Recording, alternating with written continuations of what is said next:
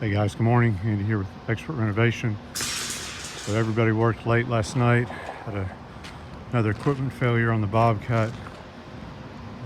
Very early morning run for the Kubota. But we got it ready. Making concrete. Will be here in 30 minutes or so. Got our slab completely broken out. We had a hard time. That corner was attached to the main footing. Real pain in the ass breaking it out.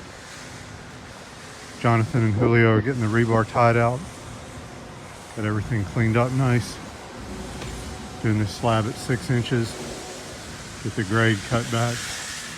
More easy grade for the forklift.